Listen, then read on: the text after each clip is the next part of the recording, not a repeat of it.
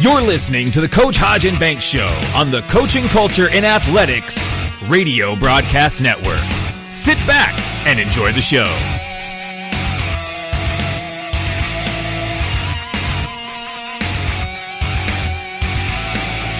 The views and opinions discussed in this podcast aren't necessarily the opinion of the host or Coach Hodge and Banks Show on the Coaching and Culture Athletics Network.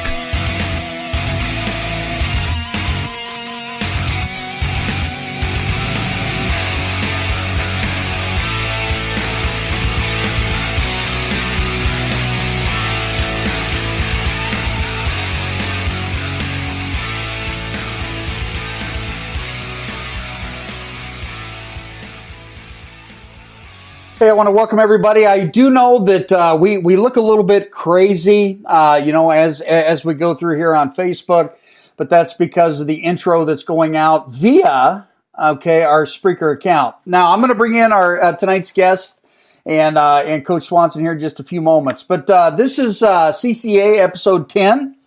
Tonight we have Coach Robert Harmon to discuss travel ball and parent engagement. Yes, those taboo topics, and it's going to be pretty exciting to discuss those things. Coach Harmon has been coaching high school basketball for over 10 years. He has been involved in all aspects of the sport, with positions ranging from boys and girls assistant coach to head coach and head girls coach, while also serving as an athletic director. As a head girls coach, he led his team to its school's first ever state tournament appearance. As a head boys coach, his team finished first in their division for the first time in 20 years, and just last year, he helped lead the American Fork Cavemen to their first 6A state championship in 40 years. Coach Harmon has also been coaching the highly competitive AAU circuit for almost 15 years and has helped countless high school athletes continue on their athletic careers to the collegiate level. Hey, I want to welcome you guys, and I'll unmute Coach Harmon here. Coach, welcome to CCA, buddy. Hey, I appreciate it. Thank you. Glad to be here. Yeah. Now, Coach Swanson has a little bit more, history with you, so I'm going to let him kind of take over the conversation. But I have a ton of questions when we talk about this mad culture that's going on in the world of athletics today. Coach. Oh, yeah. I'm so happy to have this guest on today. You know, him and I go back quite a few years already. Can't believe that. He's the man who gave me my start at coaching, so I owe him that. And we've been through a lot together, ups and downs, triumphs and, trials, all that wonderful stuff. And so I'm just happy to have him on tonight. We've talked throughout, my 2.5 years living out here in Iowa numerous times about, God knows how many things. One thing always seems to come up, though, and that's what we're going to start off right away with, and that's parents. When we talk about parents in sports, it's difficult no matter what sport you're coaching, and this is something that Coach Harmon and I talked about earlier, is why does it seem like the parent involvement and parent anger and lashing out happens more in basketball? And let's start with that. Why is basketball the one sport where it just seems parents just get outrageous, more than any other sport? I think it starts really with the fact that they're just closer to the players or closer to the coaches and just being like more on the floor. I think for some reason that makes them feel that their voice is being heard, especially in like the smaller schools where you got the really tight gyms. I mean, one parent in the stands, everybody gets to hear what they have to say. So, if you've got a parent that's looking for significance in some way, that's a really easy way to get it. It's just voice that more than the coach or that more than the players or whatever it is. And so I think that comes mainly from a lot of insecurities with parents. I think nowadays between social media and everything else, I think parents get wrapped up in thinking that their identity is almost matched by their kids. So, if the kid's struggling, well, then I'm a failure as a parent. Obviously, I don't know what I'm doing. And so I think a lot of times parents voice up, especially in basketball games, thinking that, if I'm loud enough, I can show the coach I know what I'm doing. My son knows what he's doing, or my daughter knows what she's doing. And so I think it's just them trying to find some significance.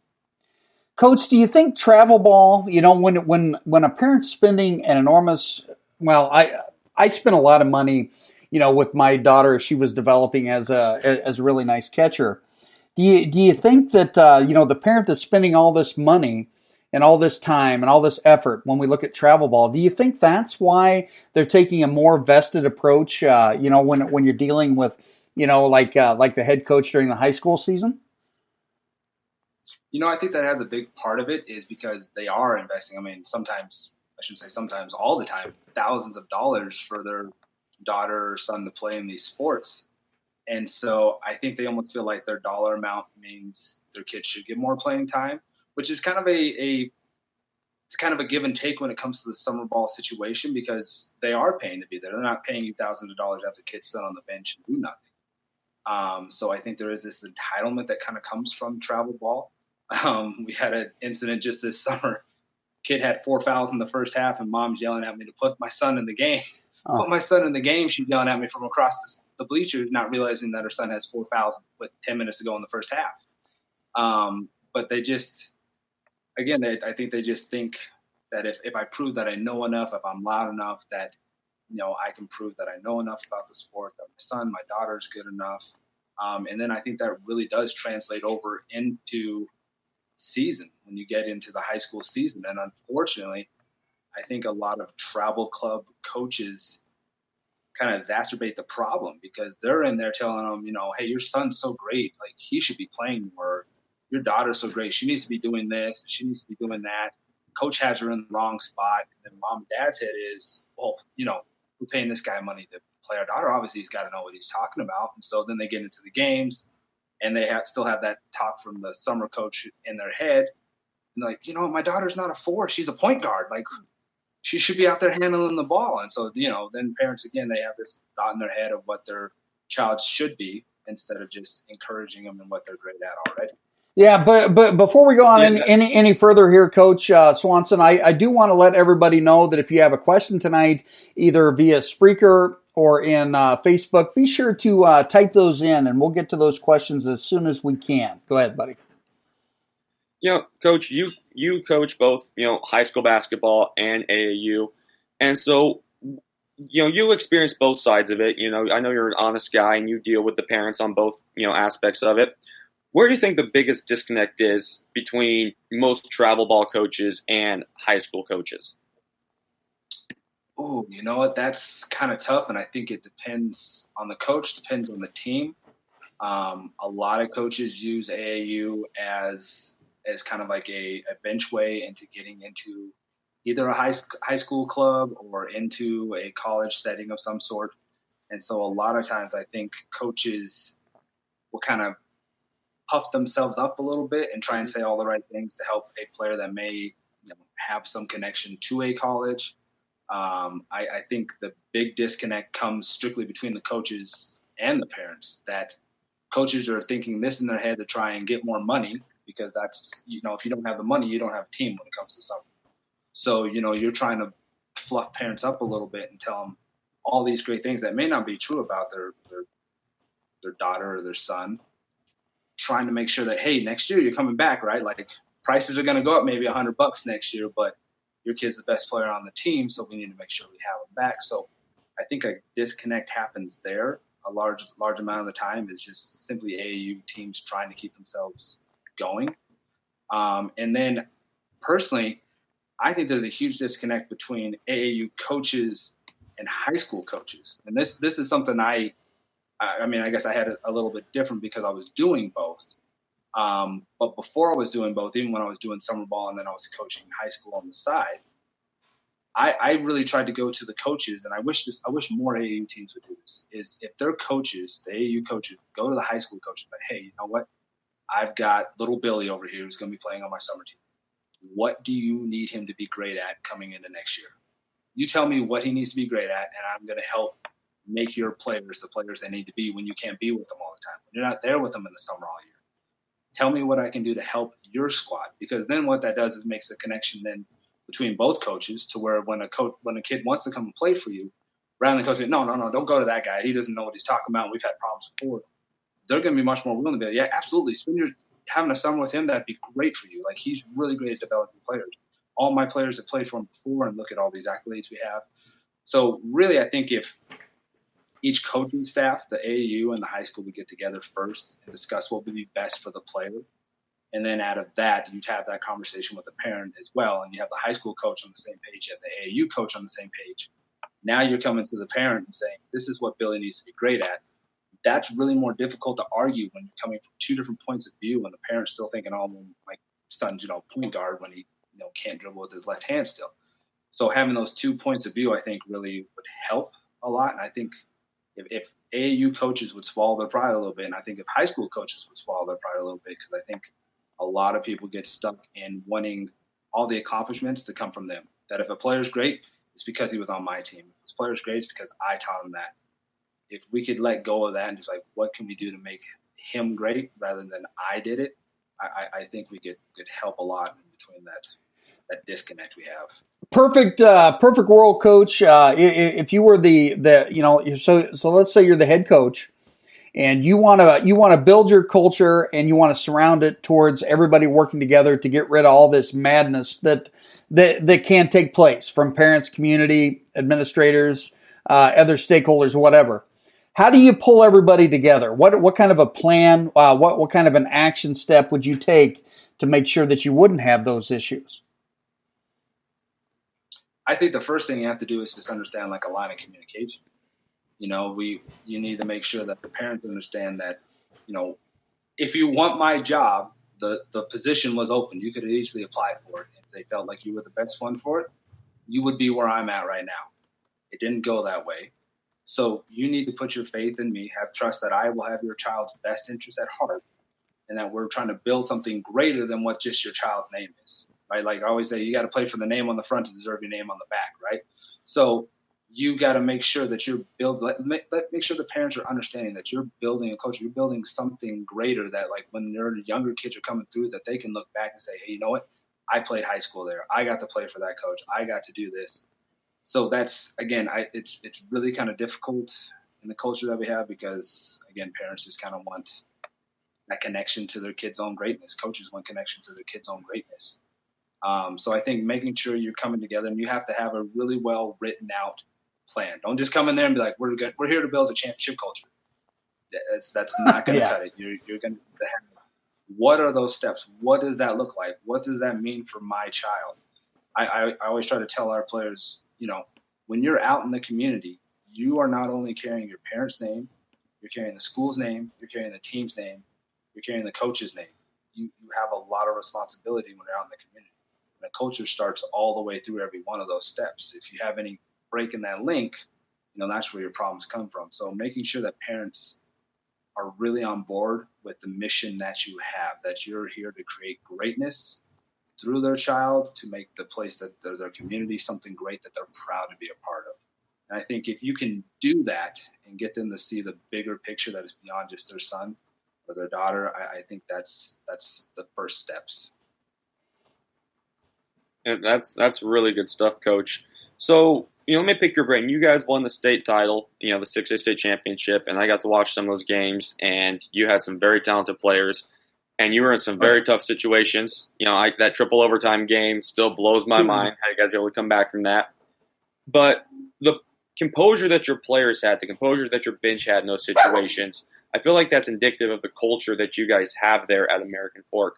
So briefly describe kind of what your culture's like, for your players there. What are some of your non-negotiables, some of the basic things that make your program and that program so successful this past season? Yeah. When we first came in, it was the culture we built out of this year was not done overnight. I really tip my hat to Coach Cuff at American Fork. I had coached for him before back down in Dixie and St. George. So I knew I kind of had a heads up advantage. I knew exactly the kind of culture he creates and what he was expecting, as well as some of the other assistant coaches that came in. We had all coached for him before. But the culture before we got there was not that way. It was kind of like the culture we came into together, me and you, Swans, when we came into southwestern Wyoming. That was bad. The culture was just kind of, do what you need to do. If you're the best player, then, it's fine. If you miss practice, no big deal. If you've been skipping out on class or your grades are slack, don't worry about it. They'll take care of it because you're the star player. We had a lot of star players. And so when you have a lot of star players and that's the mindset for all of them, it was really difficult, but it took all of us holding them accountable for each and every single action. If you were late to class, coaches were there.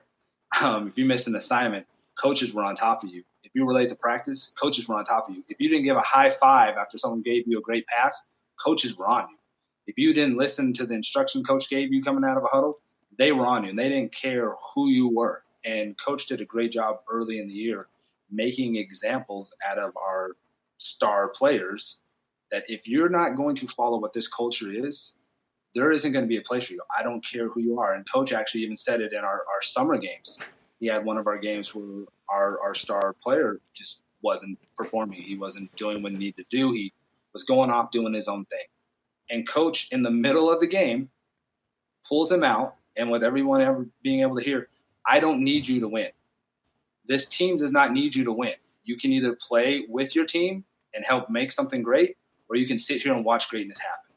And I was like, holy, like only Coach Cuff can kind of pull that kind of stuff off. But it woke everybody up that if he's willing to do that with him, what's to say he wouldn't do that with me, and on a bigger scale, because what I'm producing right now isn't nearly what he can. And if coach is willing to put that kid on the line and hold him accountable for every single action, well, you better believe I'm going to be held accountable as well. So it was a very slow process, and it took months and months and months, but it was having to catch them on every single thing. You had to hold them accountable for everything down the line. You couldn't let one thing slide. How did the kids handle that, from the very beginning to the end? I know probably at the beginning it was tough for the kids. I bet there was a lot of frustration, probably a lot of anger as well. How did the kids respond, and how did that change over the course of the season? It was really tough at first. It was really tough because, again, we were coming into a culture where the coach before never really challenged the kids like that. To be in someone's face and demand excellence out of them, they weren't used to that. They were used to being able to just kind of slide by on their God-given talents that they've had all through these years and just kind of getting away with it. So at first it was really tough. And kind of circling back to the beginning, what makes it even more difficult is when you're trying to hold a kid accountable, as we all probably know, when kids go home and talk to mom and dad, the truth doesn't always come out the right way. Mm-hmm. So you may say, hey, you know what? You need to hustle more on defense. You need to be able to lock down. And kid might go home and say, hey, you know what? Coach told me I'm a horrible defender. I'm never going to play. I don't know why I'm wasting my time here. Totally different scenario. Like they just take this simple command or demand and they make it into the story because a lot of them don't like to be held, again, accountable. And so they're going to try and find the easy way out where mom and dad are going to swoop in and save me, keep me from being accountable. So at first it was really, really hard because when he would challenge those players, that was what would happen. And a lot of times it was funny enough. We even had some games where mom and dad, after the game, coaches, we all come together and we'll talk about what happened and the players and everything. We're all huddled together. And mom and dad are sitting on the bench, like right behind us, trying to like listen in and see what they're saying. And coach is like, you don't need to be here. Like, you guys need to move along. Let me handle my team. So it took, I want to say it was probably almost halfway through the year before I would say they finally got it, where they were bought into where I'm going to be held accountable for everything. Coach isn't going to let it slide. As you know, most kids will try and test you on things for a while. And once they found out, like, coach isn't going to let any of that slide. You may make a spectacular shot or an amazing dunk or whatever else, but if it was outside of our system, you knew you were coming right out. Like, there was one, we had a kid once, he totally went away from the play, made a spectacular dunk, went straight from the dunk and ran straight over to the bench. Like, he knew exactly what was coming. So, again, it took a lot of time, but I think it's just being consistent with the players. One important thing to know about this team where, you're talking about, how many Division I athletes did you have on this team? Oh, geez. We ended up with 2 at the moment, one heading to Oregon, one heading to BYU, with 2 others that are most likely, they will probably be D1 within the next year. So they took a different route to try and help with their church callings. And then after that, they will probably move on and play D1 as well. So we had a really talented group. I mean, that's 4 seniors right there, plus our starting point guard was a freshman. So he'll be back this year as well. So we had a really, really stacked squad. What was the early season meetings like with I'm sure the parent you had a parents meeting or whatever, and you discussed all these things that we wanted to foster within our cultural relationship. I mean, what was done, and then obviously when things happened and you wouldn't let it slide, then you had to you had to basically say, hey, remember we had this talk. Mm-hmm. Yeah, so we did. We had the preseason meeting, as most teams do, where you bring the parents in, you bring the players in, and we talk about what our goals are, what our destination is. And again, Coach did a really great job of really just kind of putting the hammer down and telling parents, this is what I expect. If it's been, we had the pool too. I mean, it had been 40 years since American Fork had won a state championship. And through those years, they've had talented players where they easily could have. I mean, you take this team we had this year, for example, pretty much the exact same team the year before. They didn't even qualify for the state playoffs. So you go from that to a state championship team. So it was just a real tip of my hat to Coach, because he just came in again and was like, parents, listen, if you want what's been happening, keep doing what you've been doing. But if you guys want to change, if you want to do something great that hasn't happened here in 40 years, trust in me. And again, Coach was coming straight off of a state championship from down in St. George just a year before. So again, he had multiple ones before at Lone Peak High School up here. So, he had the track record to back up his talk, that he knew exactly what he was talking about. And that if they wanted to be great, the parents were going to need to relinquish some of that control and just trust that he knew what was going to be best for the players. I think what it's really important too is, I think for a program to be successful, you got to have some parents that are all in. And when you can get some parents that are all in, and you can create that culture with them and allow them to step up and be your voice in the stands when you can't, I think that goes miles for you. And that's luckily enough for us. We had some difficult ones, but we also had some really great ones. And so when the difficult ones would start up in the stands or whatever else, we had the other ones that could reel them in, talk to them. And that went a really long way with this squad this year. Okay, here's the $1 million question. How do you get 100% buy-in?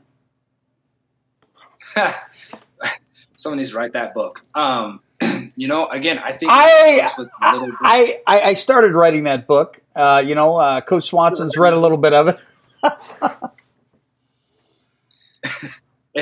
That's going to be an encyclopedia by the time you're done. But I think what it takes really is, again, it's little moments. I think you have to build a relationship with the parents in little moments. And again, there's going to be some parents you're going to recognize right from the get-go that are going to have your back, that are going to be 100% supportive in what you're doing. You're going to have some that are going to be some snakes in the grass. I think the biggest thing to kind of distinguish the two is you kind of have to challenge each one and see how they react. And I think you have to do that early in the summer. If you really challenge a kid, I personally, I love the parents that come to me and be like, you know what? You can yell at my son more. You can get on him more. Like, he can handle it. That's fine. Like, you don't have to be so nice to him. I love that, because that tells me then, like, Coach, like, I'm in this with you. Like, I want you to push my son to be the greatest. I don't want him to be comfortable in his role. I want you to push him and expand him. You find those ones, and I think that's like one of those little keys that you'll see is those parents that are actually asking you to give more. Not that you're asking to take more away. You're asking them to hold their son or their daughter more accountable for what they're doing than what they've been doing before. So I think when you can get those ones, build again on the relationship, get in little conversations about anything but basketball or football or whatever the sport is, how's the family life? And I think, again, if you can extend that you care about the player, or you care about the person more than the player, I think that helps out tremendously in building respect for the parents, because in the long run, being a parent myself, like, if I'm giving my child over to you for months at a time, hours a day, I want to know that you really care about my son, that you really care about my daughter. I want to know that you have their best interest in heart. And I think, again, when you can find those little moments to build that with the parents, that you're really there for the person before the player, that once they see that, I think that's when you get parents that are willing to go to battle with you. And through my years, I've had both. And Swans can kind of attest to this. We had some parents that were willing to go to battle for us 100%. And then we had some other, like I said, snakes in the grass, really, that just wanted it their way. But like I said, when you can get those parents that have your back 100%, it helps a ton. Yeah, I agree with you completely. I think, you're giving us a lot of wisdom, a lot of knowledge out here, which I know all of our listeners are going to greatly appreciate. So let's shift our focus from the high school court to the AAU court. What makes AAU so unique? I know you're an AAU coach. You were telling me a couple of weeks ago that your AAU team's doing really well. What makes it so unique? What sets it apart from just basic high school basketball? I think first off, it's just a different style. Most AAU clubs, I mean, when you look at your high school team, you're going to have your star player. You're going to kind of have your backup player, and then you just kind of go down the list from there. A lot of AAU programs, now some of the ones that are maybe just trying to start up or maybe a smaller community, maybe not so much, but the big-time programs, you got to understand that top 5 squad was the number 1 dude coming from their team. I mean, you basically are getting to watch college basketball before they were college basketball players. You get to see those guys develop.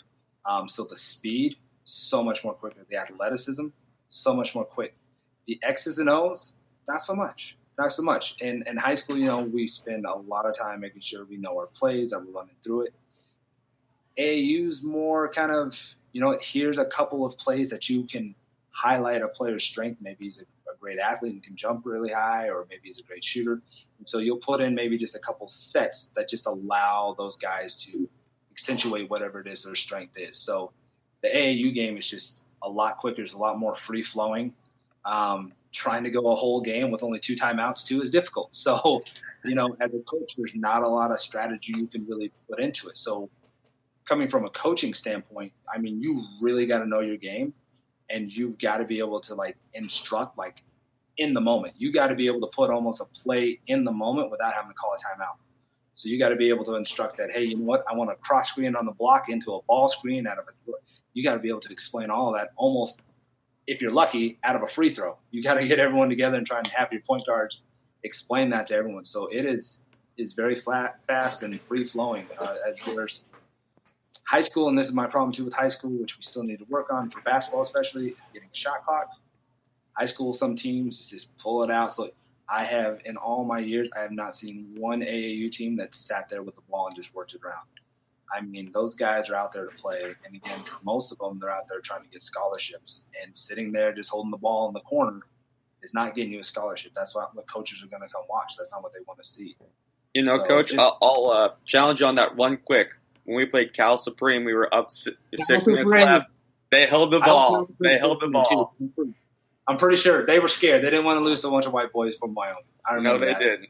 that was like my one and only I've ever seen in my life. But they were scared out of their shoes. They didn't know what to do. So that was my one example. I think we actually played them this weekend in California. So I hope Cal Supreme someone is watching. So if you see me, Cal Supreme, don't hold the ball. You can play this time. It's all right. Oh, that's good stuff. So, you've worked with plenty of athletes that have gone on to the next level. It doesn't matter. It's not just always D1. It's NAI. It's all that stuff. We have so many kids anymore that think they're college athletes. I don't care what sport it is. Football, baseball, basketball, lacrosse, water polo, whatever. You hear parents say, oh, my kid's a college athlete. I don't think parents understand how hard it is to be a college athlete. I don't think they understand what it takes. So you working with those, with those kids, you working with other coaches that have the same goal. I mean, AAU's goal is to get kids to the next level. What are things that parents and players need to know about what it takes to get there?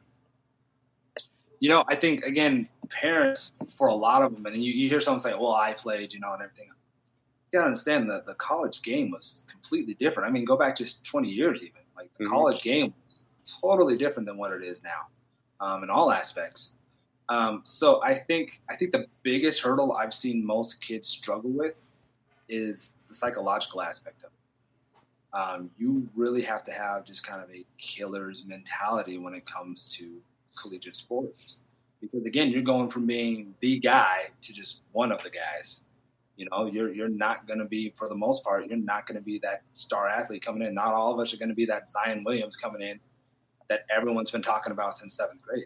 For the majority of college players, that's just not going to be you. And the psychological aspect of that, of how much time it really takes in the gym, on the field, to be a Zion Williams or one of those guys that just really stand out, I don't think they understand. And I don't think they understand either the rigors of having to have a full collegiate course load class-wise, on top of having to make sure you're taking care of your weightlifting, your study hall, your practices, your games, your travel. Like, there's so many other aspects behind the scene that I don't think a lot of players see. You know, they watch the highlights and they watch ESPN and all those little things, but I don't, for the most part, a lot of players or parents really dive in and see what it really takes to survive. I have to say, even really survive at the collegiate level. It's just a completely different beast.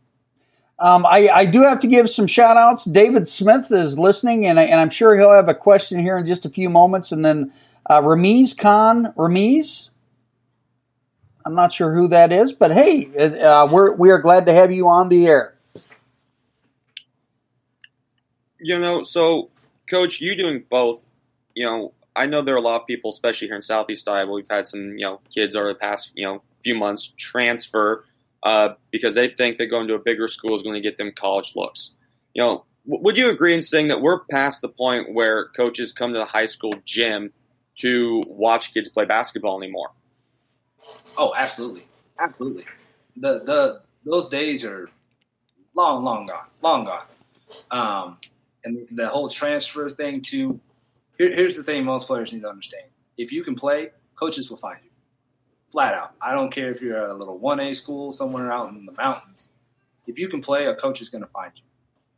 With all the things we have now with the social media and everything else, if you can play, someone's going to come find you. You're not going to be sitting out in the woods like no one's going to come see you.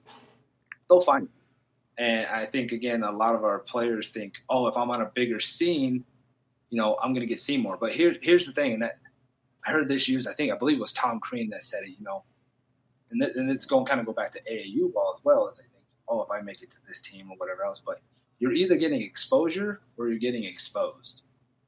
And I think a lot of kids think they're joining a team or going to a bigger school, whatever it is, to get exposure, when really all they did was expose themselves.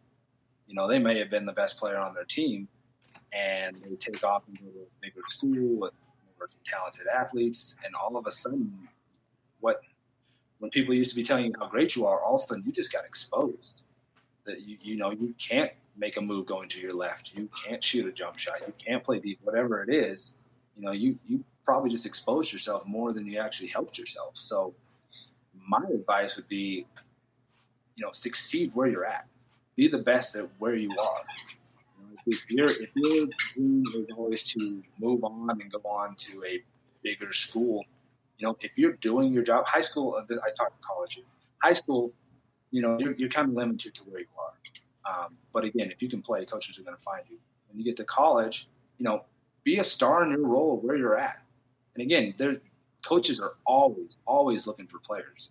So if you're great at something at your place, at your school, start in that, own that, and coaches will find you. I think they try way too often looking for the grass is always greener on the other side spot instead of trying to water their own grass. You know, I like that. You know, the grass is greener on the other side. You know, you should water your own grass, and I've heard that before. But I really like looking for exposure. You might get exposed. That's pretty interesting because, you know, throughout my entire coaching career, and I've been coaching a long time, you know, there's a lot of times, you know, kids will leave, you know, an area thinking the grass is greener on the other side of the fence. And then, you know, 10 years down the road, they're saying, oh, man, that was a bad decision. So, you know, they have to be cognizant of that. Yeah, absolutely. And again, I think it comes from, sometimes, unfortunately, I think it comes from the circles.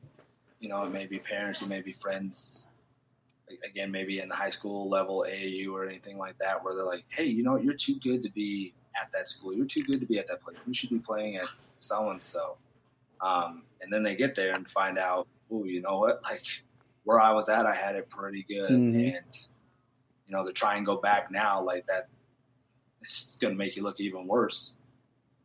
So, again, I just think players they're too concerned about trying to move on instead of just being, like I said, I think if you take care of home and you're trying to be the best at where you're at, the opportunities will find you.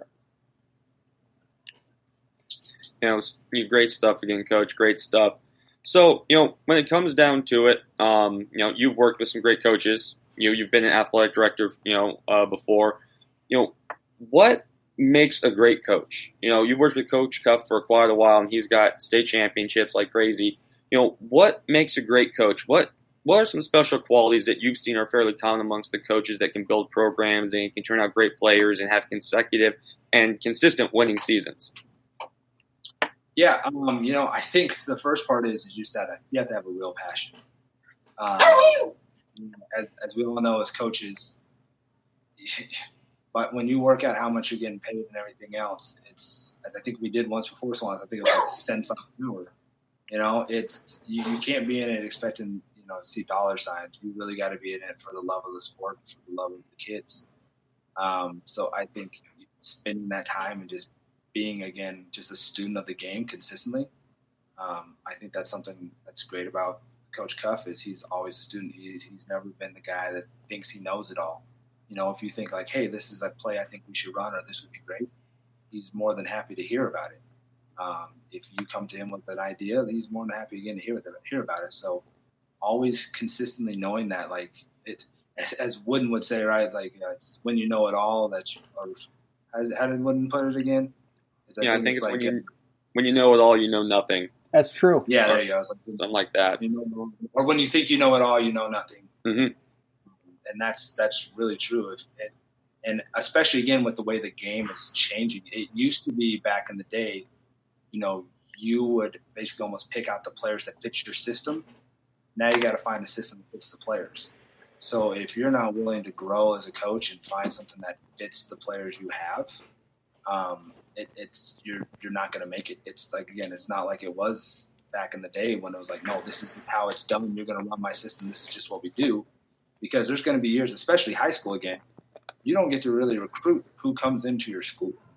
If you got a bunch of 5'2" heavier set kids and you're a run and gun guy, you're going to find yourself in trouble. If you're a trap and sprint guy, you're going to find yourself in some difficult situations. So you're going to have to be able to have enough in your pocket to adjust to who's actually coming through your system. So you're going to have to be able to adjust with what you have. The other thing I think that's huge, and this was something that,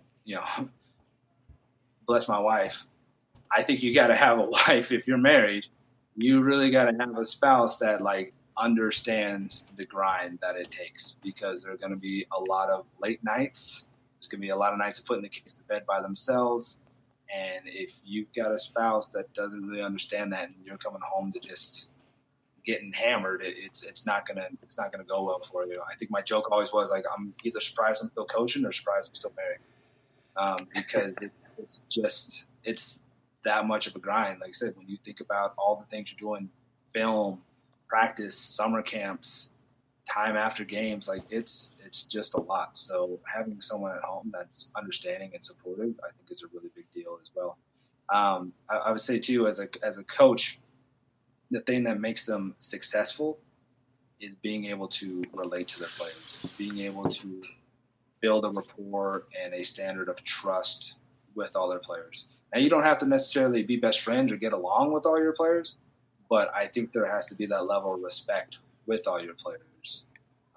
Again, it only takes one bad apple to ruin the batch. And so you've got to be able to know and be a little bit of a psychologist. As they say, coaches wear a lot of different hats, and it's very true. You've got to wear a hat of a psychologist, nurse, and mom, dad, brother, sister. You've got to be able to have all these hats that you can put on at any time. So the successful ones that I've seen are the ones that are able to put on those different hats and know when they're needed. Now, I hate to chime in here, coaches, but we're about 5 minutes and 30 seconds away from the end of the broadcast. Can you believe it goes that fast? It's gone by quick today. Always does. So, one last question, Coach. This is something I've always been curious about. I owe you so much for me getting my start out here, and most importantly, for giving me a start in coaching. When when I applied and I met you, and all that stuff, it was great. I didn't know who else all applied, but I remember it was you, me, Neil, and Darren Anderson in there, our first coaches meeting. And me being 23 years old, I was expecting to be the freshman coach. Why'd you pick me as the JV coach? That's not something I ever could have imagined, ever dreamed of, being 23 years old. So what qualities did you look at as, me to be an assistant, at a 4A program at 23 years old? It was the beard. It's the beard. It was the beard. Oh, goodness. No, in all honesty, everyone else, as great as they were, I was looking for someone that could match my passion and my desire. I was looking for someone that I felt was really willing to put in as many hours as I was. And just from the interview I had with you, I was like, this is the guy. Like, this guy is the one that when I'm at the gym, he's still going to be there. If I have to put in extra hours, he's going to be there with me. We had some other applicants. I remember one question was, how much time are you willing to put into the program? And the guy's response was, I guess probably about as much as you need. Oh, okay. Well, thanks for your time. I appreciate that. But like I said, for yours, you just had this kind of passion that kind of came through in the interview where I was like, this guy is on my level. Like, this guy is someone that I can roll with, and I know is going to be able to match me and help me get these kids to where I needed them to be. I didn't look at age or any of that stuff or what your past experience was, because I've always felt, I was the same way. I got my start scraping gum off a floor. That was it. Like, that was how I got into coaching. Was I had a coach previously that was nice enough to let me scrape gum off the floor before practices, and that got my way in. So I never looked at, what have you done before, because everyone needs to start somewhere. So I was just looking for someone that was willing to learn and was as passionate about it as I was, and that was you. So I jumped right on it. I was like, please don't tell me no. I was more afraid of you telling me no than the other way around. All right. That wasn't going to happen. All right, Coach. Yeah, we have 3 minutes, but we have one more question. So you're going to have about 90 seconds to answer this question. This comes from David Smith. What is your thoughts about parents trying to dictate coaching staffs? So, like, trying to have an influence on which coaches are picked as coaches? Oh, yeah. Yeah. I personally think you can't have it. Again, I think this comes down to a supportive administration. You've got to have an administration that has your back and has your vision as well. The moment you start letting parents call the shots at that high of a level of who's going to be part of the coaching staff, you might as well wrap it up. Because if they've got that much pull to tell you who you have to hire, believe me, they have enough pull to tell you what you need to run and who you're going to keep as a player.